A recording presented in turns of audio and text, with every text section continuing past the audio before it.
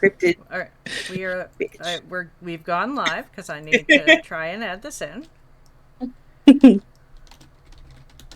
I heard kinky. I don't regret anything I said. I hear me. Boss baby bitch. Boss I'm baby here. bitch. Put it on a t-shirt. I also would really like a TogetherCon shirt that says my qualifications are. I I can make clamped that. onto that. My qualifications Hey, are Trouble. I've been chronically online since 5 years old. No. unfettered Online and access to the unsupervised for a internet. long time. Let me know when you're ready for me to start. Do we see the subtitles? Oh, hold on. Add? Oh, not Oh, yet. not yet. Blah, blah, blah, blah, blah. How is everyone doing in chat while we are waiting to get technology to bend to our will? Are you all okay? Are you having a good day? Pretty good. Pretty good. That's good, Kat. I'm glad. Yes, we are working.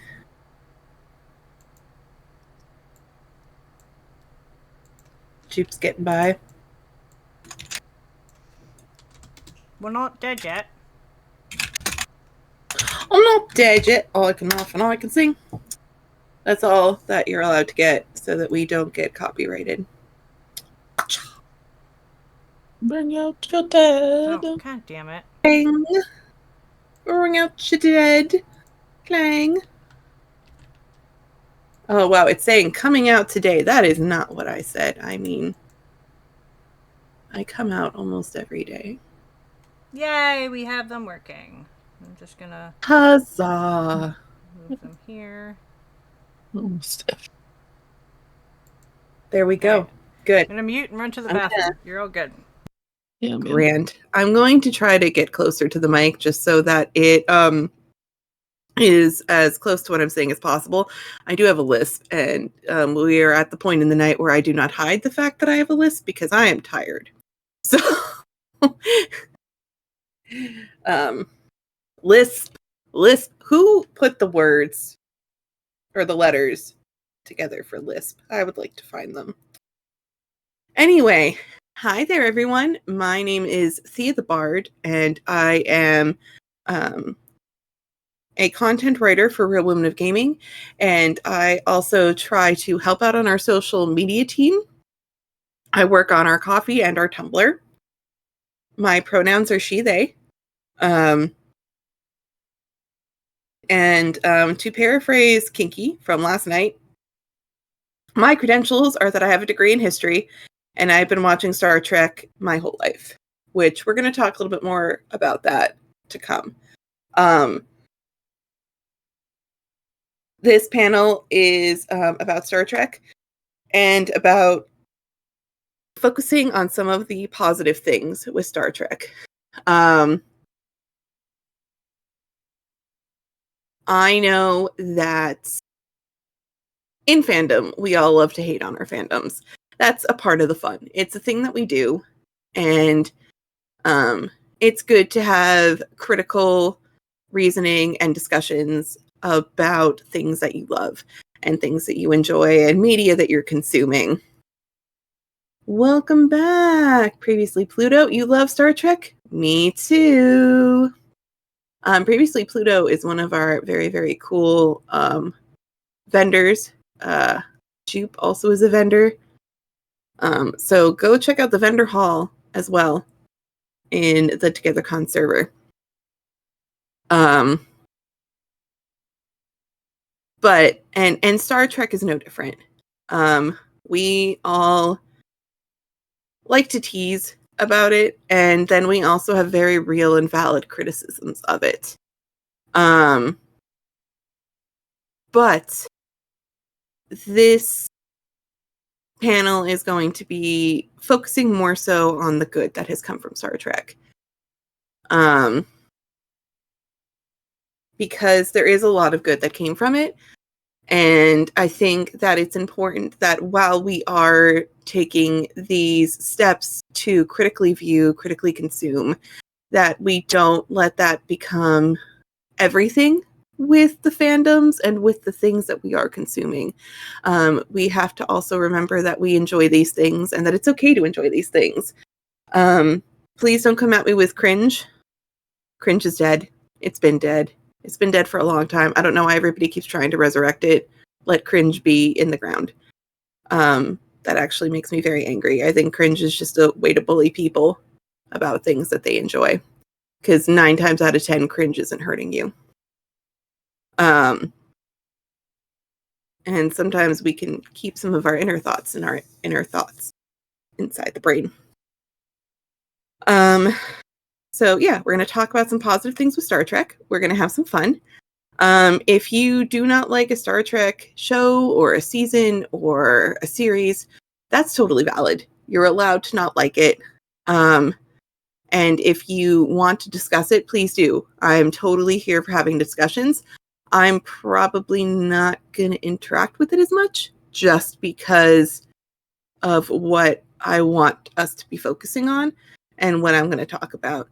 And I am going to be asking you guys for a little bit more input and stuff like that in this panel than I have with my other ones. Mostly because most of the rest of them, I was trying to keep dates in my head. And as a person with dyslexia, I needed to have that written down. We need more positivity in life, especially in my sci-fi culture. Pluto, I agree. I very much agree.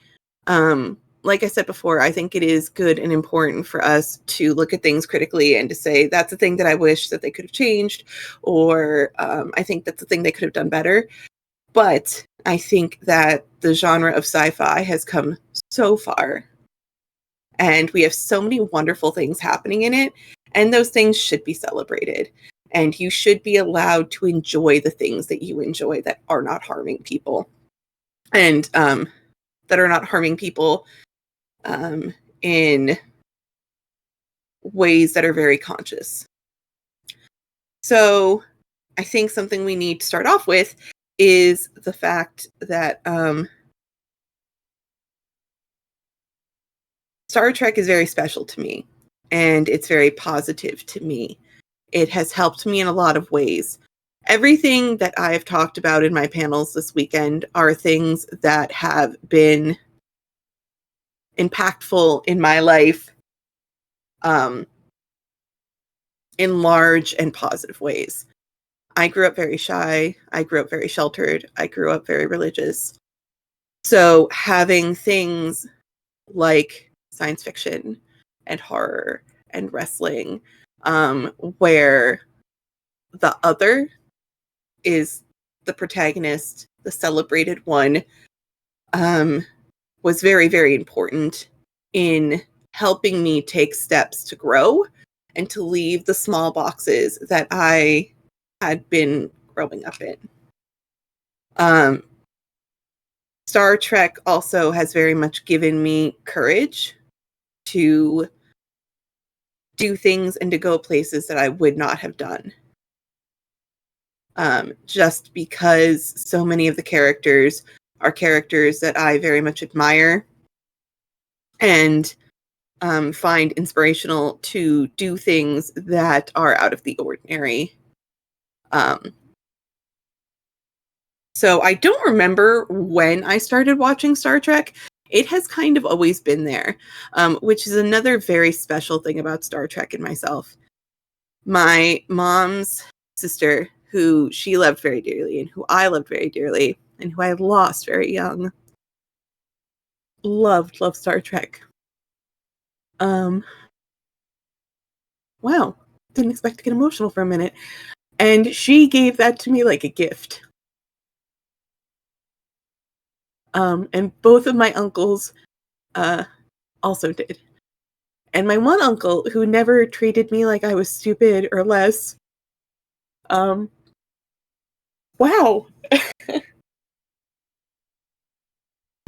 You got this. I'm right here. I know. Look, you had to cry eventually. I mean, you didn't cry yesterday with Kenki. You didn't cry with me today. So, Nope. all at once. Here you go. I have not been crying a whole lot the last few months, so this is build up. It's fine. I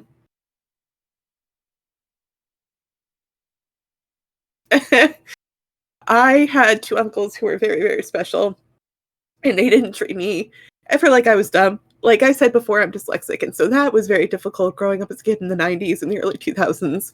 There wasn't a lot of help, particularly in small towns. And so they would put on things like Star Trek, and we would talk about it and have these wonderful, deep conversations that always made me feel adult and intelligent. And so these are very much gifts that were given to me that I very much associate with these shows and with the fandom, because there are really fantastic people within the fandom as well. So I really wanted to showcase all of these lovely things, and I want us to be able to celebrate it together. And I'm glad that we're going to be able to. If any of you would like to share some of your special Star Trek memories, I would love to get them. I just gave you some of mine. And I would love to receive the same. But if you are not comfortable or if you don't want to, you don't have to. And we'll continue with the panel, and I'll watch, and if somebody does type, I'll read it out loud. But there's no pressure to anybody to interact at all. So I think something that people get really caught up with Star Trek is the fact that when it started in the 1960s. And it very much was a product of its time. Trouble with Tribbles, I can't remember how to spell that name. Yep. That is such a good episode. Love it. Also, I love Tribbles. I think that they are so cool. I was from Adderall. CM Jupe says, I have very fond memories of sitting on the carpet and watching The Next Generation with my granddad. Yeah. Next Gen is what I watched with my Uncle Noah. I love you too, Riley. Big hugs. Big hugs. The Next Generation is what we watched in my parents' house growing up. And it was one of the rare quiet moments in my house. So it's always brought me a sense of joy, just remembering that was a good thing that happened in my house. We sat down and we watched it. And then later, sharing that love when I met my husband and all of you. Yeah. Because I ended up, Voyager is my favorite, and his favorite is Deep Space Nine, and they're usually not people's responses, so we bonded over that. It's good times. Thank you. Yeah.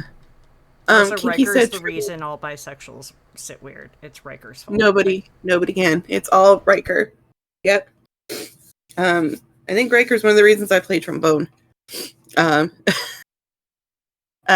Trouble with Tribbles is also Kinky's favorite episode.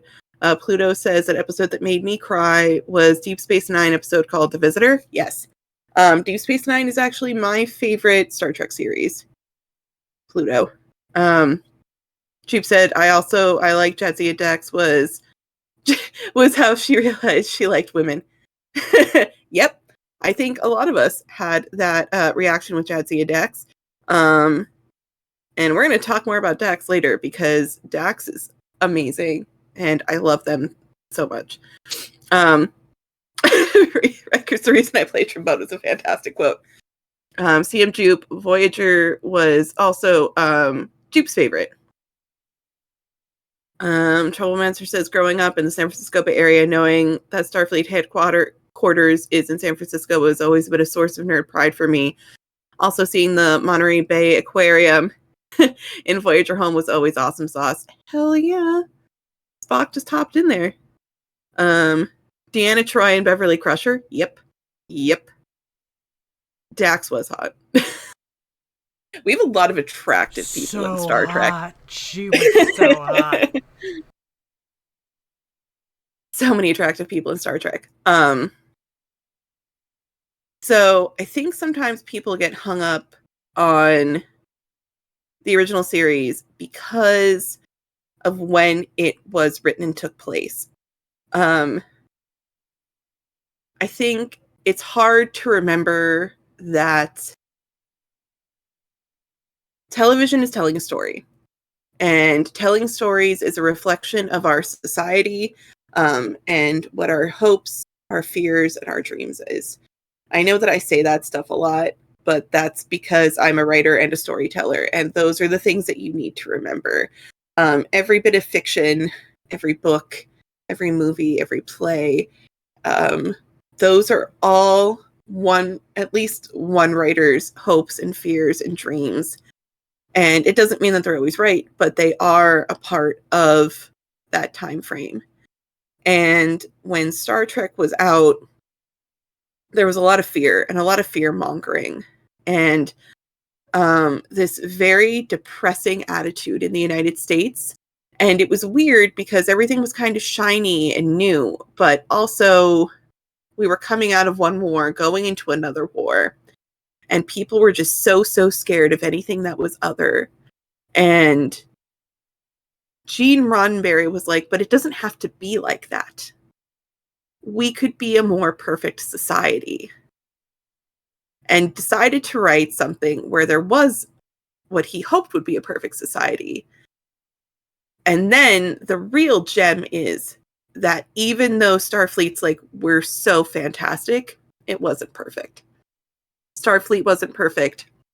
The people that came in contact with weren't perfect. They weren't perfect. And I think that that's beautiful.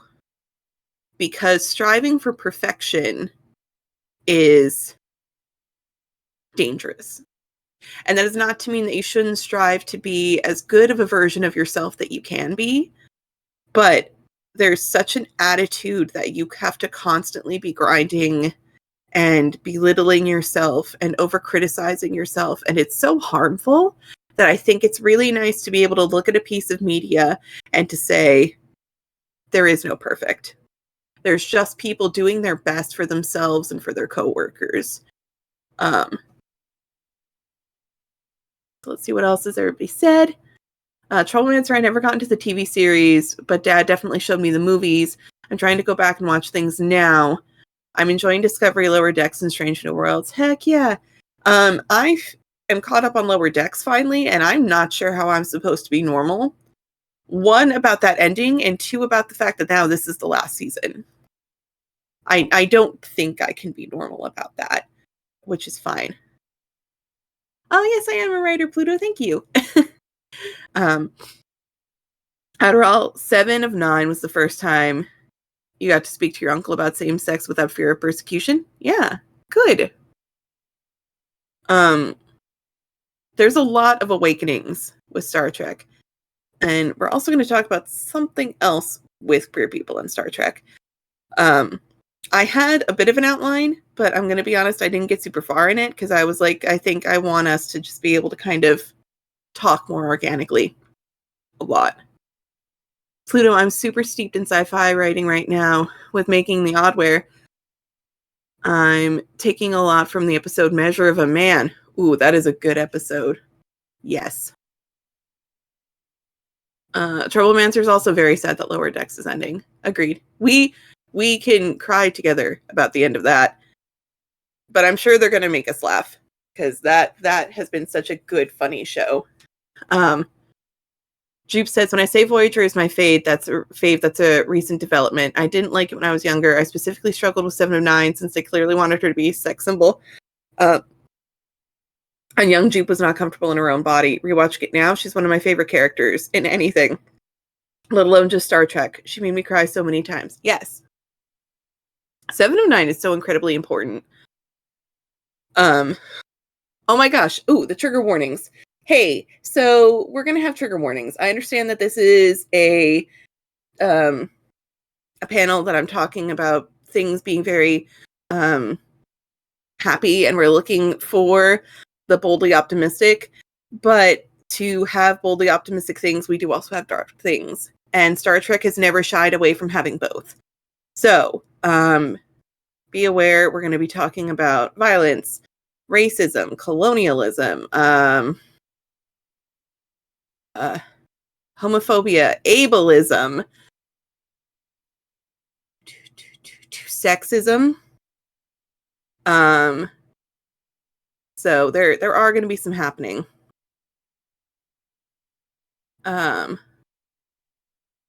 You weren't expecting to expect Lower Decks to be so good. Yep. The Doctor. Oh my God, the Doctor was so good on Voyager.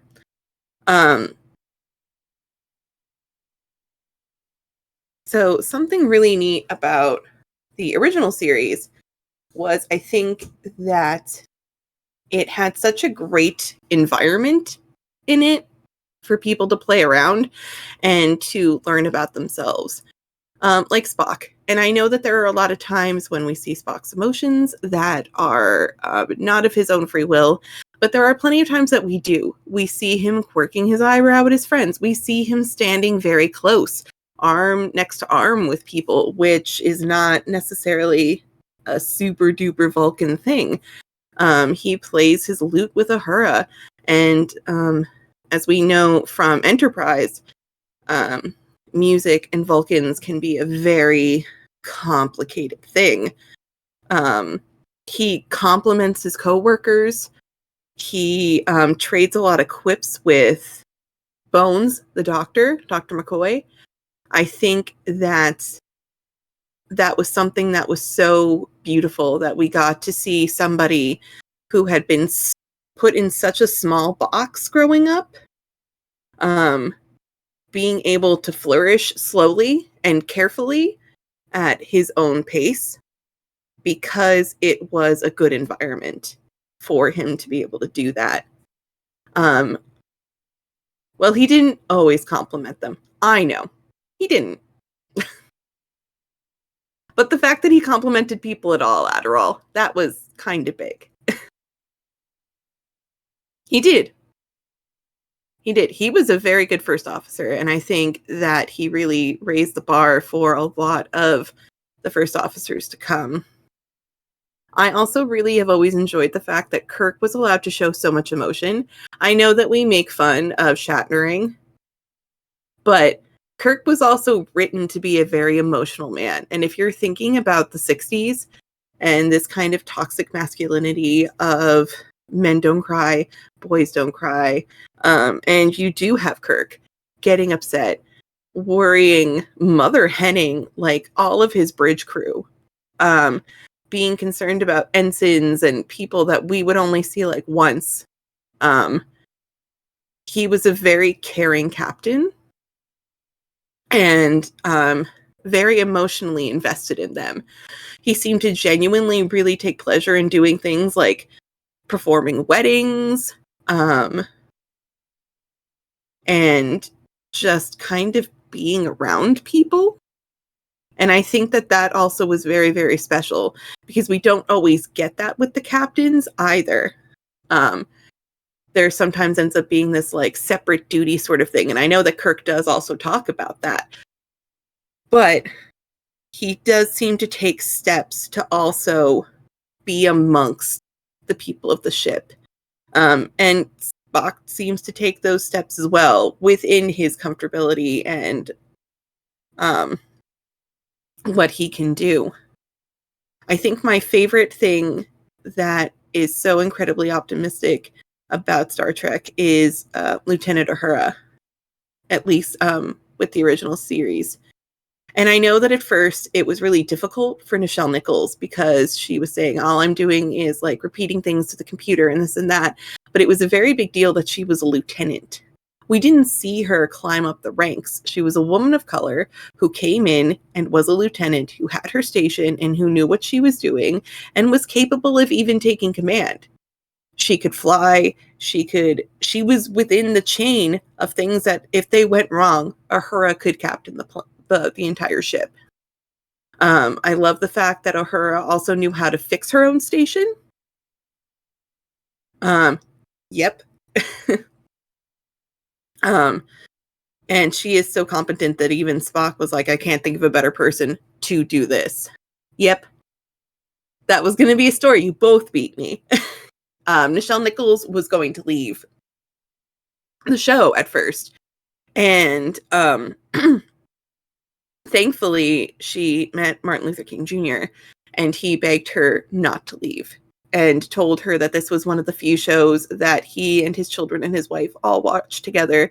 He encouraged his children to watch because of her and how important she was to representation and to the movement, which is very, very true. Nichelle Nichols and Lieutenant Uhura have also inspired so many more women to get involved in STEM and in science and in NASA. So for a silly little science fiction show in the 1960s, a woman of color certainly played a very, very large part. And she is one of the most beloved characters, I think, for most people. She's very inspirational, and I'm very glad and very grateful that Nichelle stayed on. Another thing that I really love about the original series is that fan fiction saved Star Trek. So Star Trek had been canceled. They weren't going to be doing anything with it. They had tried to do... Whoopi was obsessed with Star Trek and being on Star Trek because of Nichelle. Yep. They had tried to do the cartoon, and that was kind of eh. Star Trek did get a lot of fan fiction, and the amount of fan fiction and well, okay, let me rephrase. So Star Trek canceled. The cartoon didn't do as well as they thought they were going to do, and so Star Trek was probably going to be buried. It just was going to have its moment and be done. But fans, particularly a lot of female fans, started writing stories mostly about Jim and Spock. And they would mail them to each other. And when they started having things that would be like conventions, these women would go there in droves because then they could meet up. So not only were they doing fan fiction, but they were so involved and so passionate about it and showed that there was still an interest that then the movies were able to come along. Which is fantastic. And it gave us a resurgence in Star Trek. Galaxy Quest is one of my favorite movies. I love it so much. It is very much a love letter to Star Trek. So yeah, Star Trek helped build a very large branch of fan fiction, and then also was saved by fan fiction, and not just fan fiction, but queer fan fiction. So yay.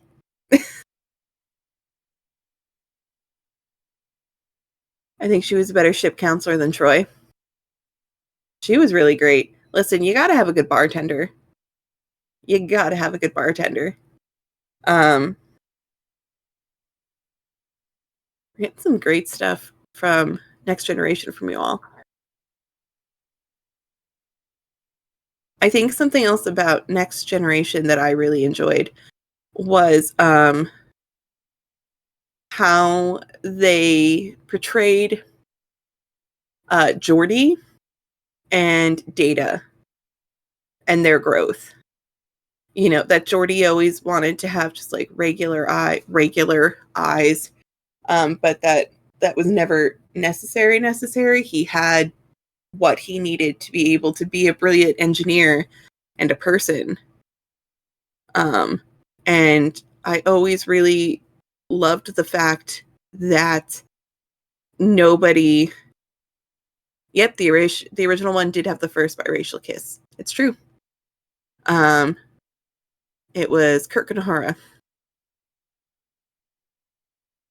They also did a lot with racism on that show and really calling out how silly it was. There was an episode where two races were fighting on one planet, and it was just that somebody had white on the one side, black on the other side, and then it was the reverse.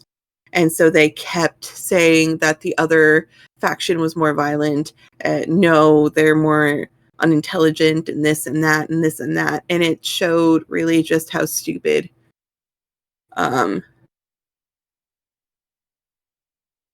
the idea of racism was. And I think that it was very intentional that it was black and white and black and white. And Gene Roddenberry was a little on the nose, but it was good. I think it doesn't happen as much as we think it does. I've been rewatching some of the original series, and he doesn't really sleep around as much as that. He does do a lot of flirting, and usually he's kissing on people because he's trying to save his crew. Like, the man's just whoring himself out, trying to make sure everybody's safe.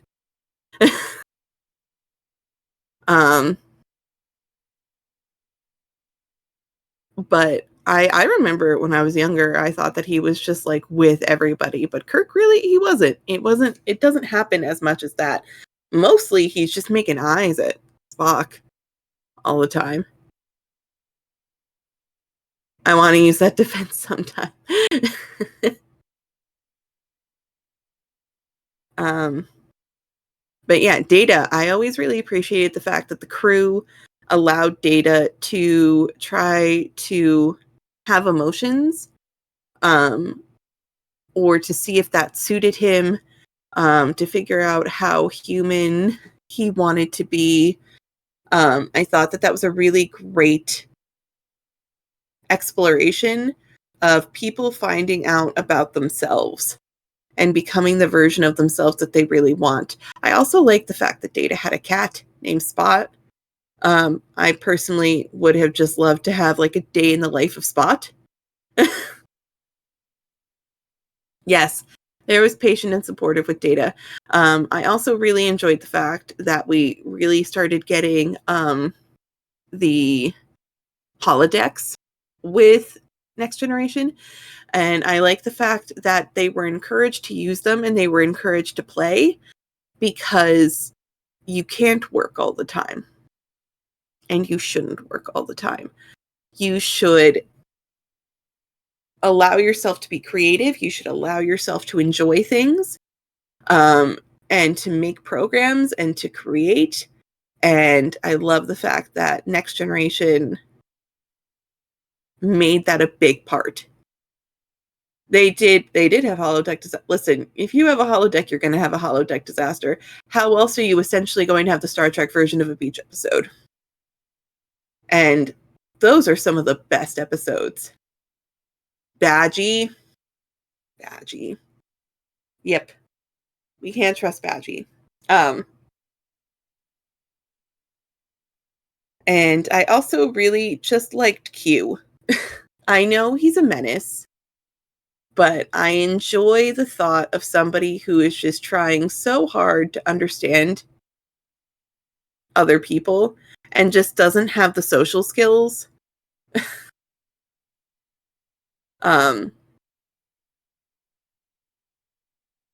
He does own that role. But I'm always here for Q being a little bit of a menace, but just like a little menace, you know. And then to go from Picard to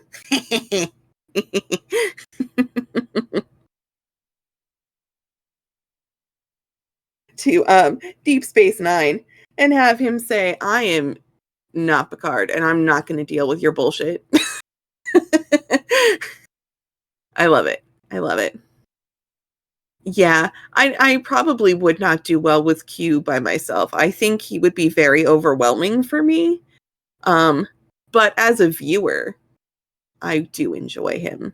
And it was neat to watch different captains have to kind of deal with him and figure out how they're going to get their crew through whatever stunt he was pulling.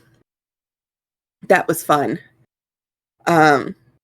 Deep Space Nine is my favorite, and I think there's a lot of great things that come from Deep Space Nine. It is a dark show, and I give them a lot of props for having a dark show. When the premise of the show is supposed to be this, like, perfect society, I give them a lot of credit for looking at things like war and colonization, and post-traumatic stress, and how do those things affect people. I know, yeah.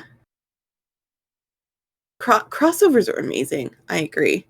I know a lot of the cast on Deep Space Nine said that they always kind of felt like they weren't as important and thought about, and that they were kind of just like this place in between where TNG was ending and then Voyager starts. But I think that they really tackled some very, very big things. Q is kind of a very diet, sugar-free jigsaw. Yeah, just 1 calorie. Yeah. I appreciate the fact that in the original series, okay, trigger warning for this, sexual assault. The original series in Deep Space Nine and then in Enterprise, they do talk about sexual assault in different ways.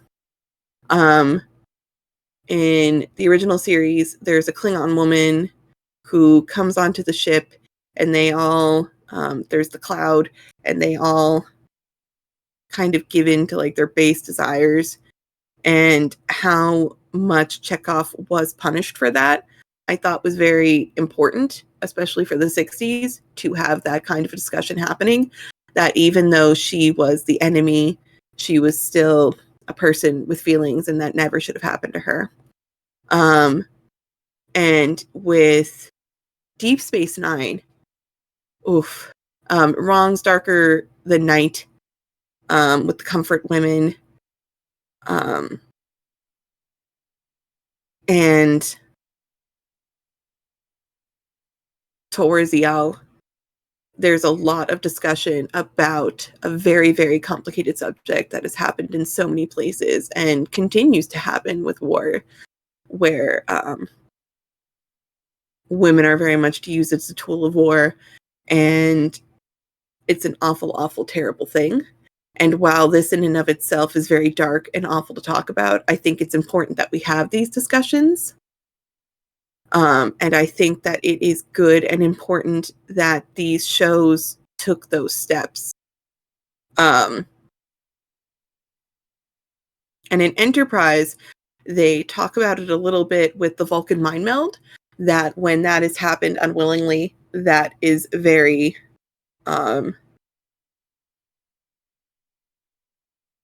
very much something similar for T'Pol, and the shame that she feels and how she tries to keep that to herself. And it's her crew who help her through it, and who help to advocate for her with other Vulcans, is a really beautiful way to show that kind of subject matter and how to help people and lift them up and help them to heal. I think that a lot of times that subject is done just purely for shock, and in Star Trek it never is. And as a survivor myself, I very much appreciate that. It is never known, it's never there just to make a man's pain. It's never there just to show how terrible somebody is. It is always, right? His rage at it. Archer, listen, Archer's an amazing captain. Enterprise is very underappreciated as well. but I do. So basically, as a survivor, I very, very much appreciate how Star Trek has always handled that subject matter. Because it's difficult, and I'm still able to watch all of these episodes, which says a lot, because that's a big trigger for me, actually. And there have been lots of horror movies that I have had to stop or have not been able to watch since. So it means a lot that Star Trek has covered it with the way that it does. And I think that most other movies and TV shows could learn a lot from that. I love the fact that we have so many different races who are trying to work together, or who aren't, who are just looking at humans and being like, you don't get to come in and just tell us how to do things because you have a federation of friends. We have our own ways and we have to live our lives. And maybe you should just stick around for a little while and we'll figure that out. I love the fact that Kira Nerys always had so much to say about the Federation just coming in to Terok Nor in season 1. Because she was a person who was healing, and all of Bajor was healing, and Terok Nor, which then would become Deep Space Nine, was this huge point of contingency for all of that. And so for Kira to be allowed to be angry about that, and for her to say, look, I'm going to do my job and I'm going to help you, but I'm not happy about it and I don't trust you. I think that that was something incredibly wonderful that they did. I love that she was allowed to be a woman who had gone through so many awful things and who had so much generational trauma, and she was allowed to explore that and heal that, and work through it in what became a safe place that had been a prison. And that she got to help make it a safe place. We're very lucky that Deep Space Nine took the time to do things like that and to show people who had gone through so many awful things. Or like O'Brien, when he goes to that prison. And for him, it's all that time, but in reality, it was just like a few hours. And to watch his post-traumatic stress from that, and how Keiko tried to help him and his friends tried to help him, and he had to work through it, and again had people lifting him up and making him safe.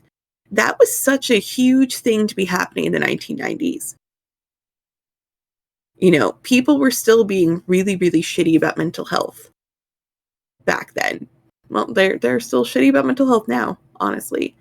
So to show these things and to not have it be judged, to have moments, yes, where the people who support you and love you are like, I don't know what to do. Oh. Did we freeze?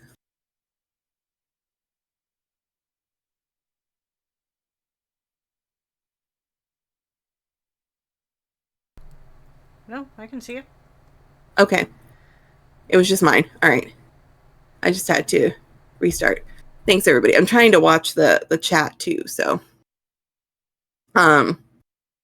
But to have moments where they're like, I don't know what to do.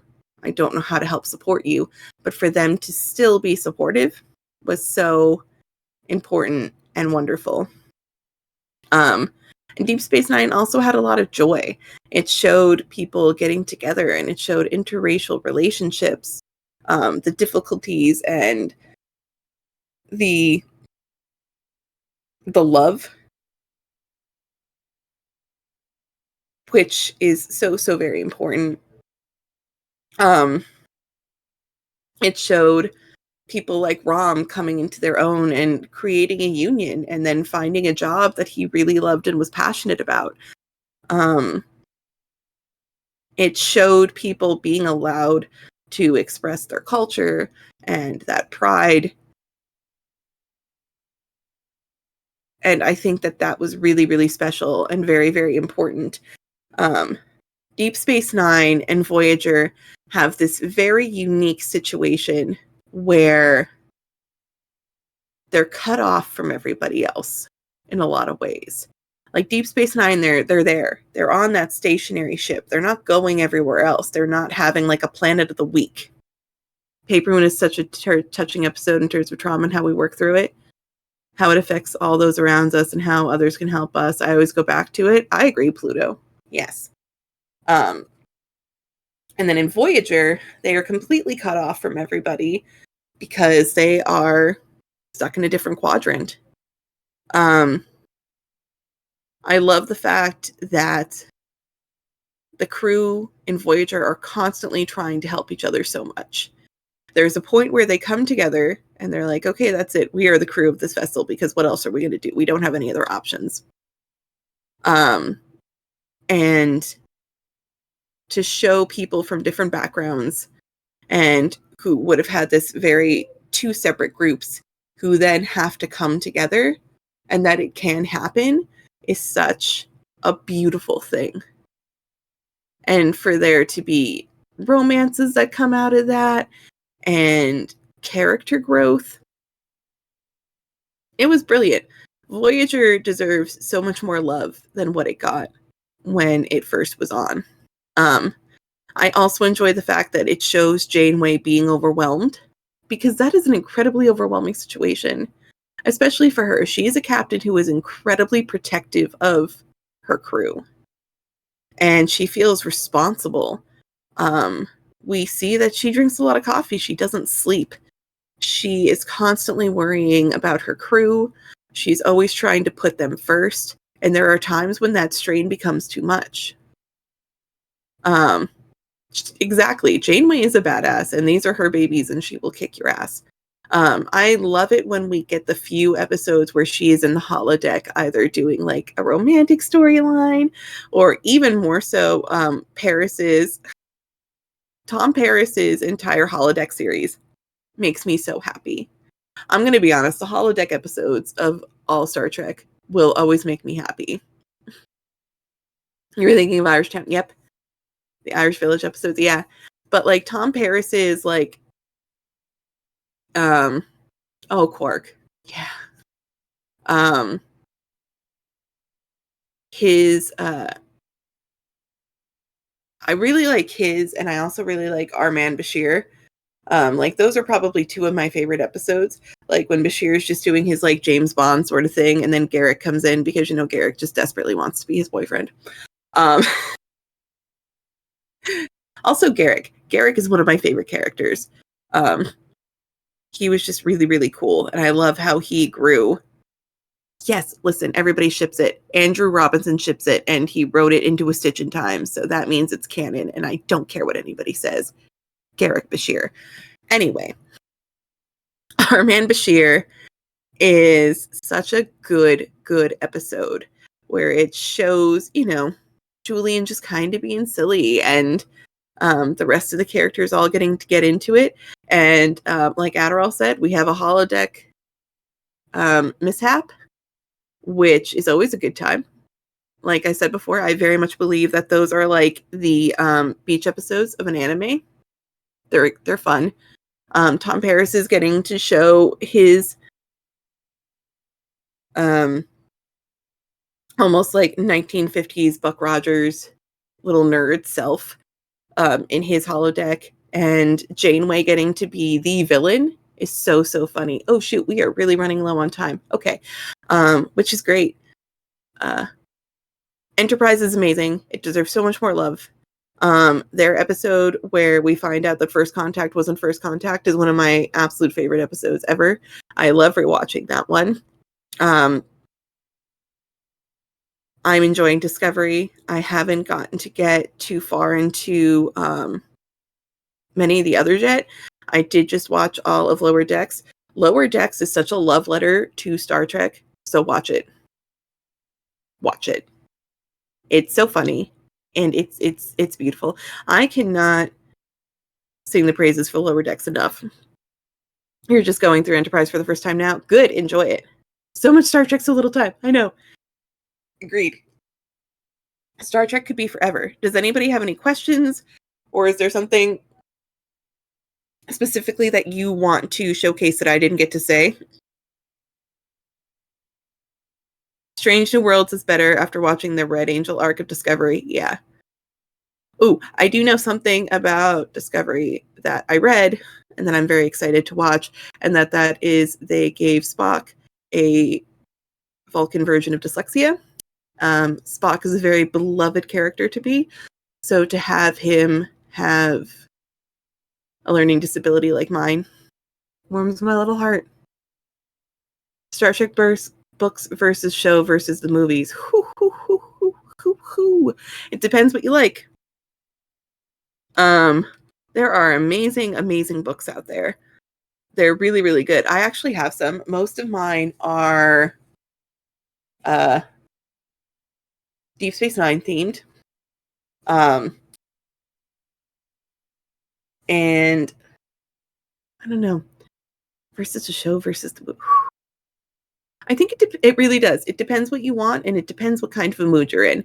You're going to be able to find something you like in any of them. So that is my answer. That is not an answer for you at all. Crimson says, I have to say that Picard had a big impact on my life and kind of like a father figure. I try to keep one thing that he said with me. You can do anything right and still lose. That's life. That's true. Pluto says, I live for Picard's speeches. I actually watch the compilations to inspire me, as you should. Picard was incredibly inspiring. Jeep says, Spock in Strange New Worlds is so good. I cannot wait to start Strange New Worlds. I can't wait. And there's a musical episode. I'm so hyped for this musical episode. So hyped. It helps you not to make everything my fault. That's good. That's a great quote, and I think we should use it more. We all love Spock. Good. I'm glad we're in agreement with that. Yeah. Pluto, please share those compilation videos in like the general section of the con for us all.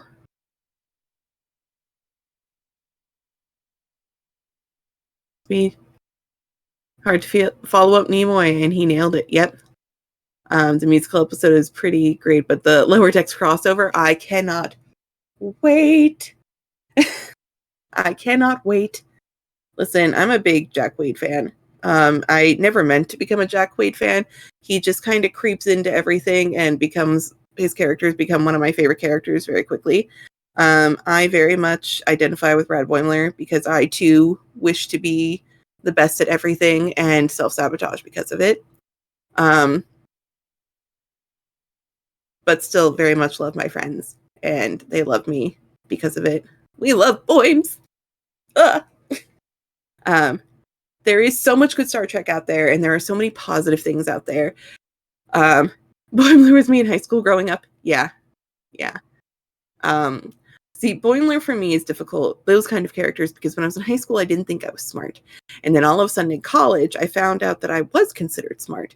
It's just that I needed to be able to learn in ways that worked for me. And college gave me a bigger worldview to do that. So now I'm like, I can do things. I got a taste of that power. And so I think I try to overachieve quite a bit now. I Icarus very close to the sun, and I get very, very hard on myself when I don't do things well. Which Real Women of Gaming members have seen. They have seen me get very upset when I have messed up notes and things like that, and or misspoke.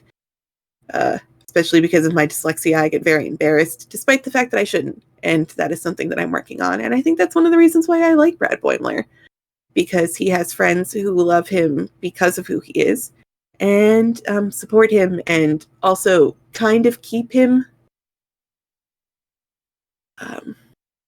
more mellow and remind him that you don't have to be that kind of person. You just have to be you. Rutherford engine. Yep. Exactly. You should do a Rutherford cosplay. I think you should. Yes. Listen, Mariner's amazing. I love Mariner. I love Mariner. There are so many sci-fi fans here. This was a fantastic panel. You all have been so amazing. Thank you all so much for everything. You're a good Adderall I can never spell. Fine. You're doing amazing. You're doing great. So we're about at the point where we're gonna have to start wrapping it up because we have a movie to react to. We are going. When are we gonna do my project? Tomorrow. We raised money with our last charity, which is absolutely phenomenal. And the goal that we hit was that we were going to do a live reaction of Saltburn. So we will be doing that next, and you can watch us react to it while we have it in the Discord. So, I know some of you are very excited about this. I'm also nervous, too. I'm going to be honest. I'm not looking forward to it at all. Yeah, me neither. We'll take a quick break, stop the stream, restart it like we usually do, and we'll be back for the hell that will be the rest of our event. Yay! But thank you all so much. You were really, really phenomenal, and I appreciate you, and I love you. Yay! Bye!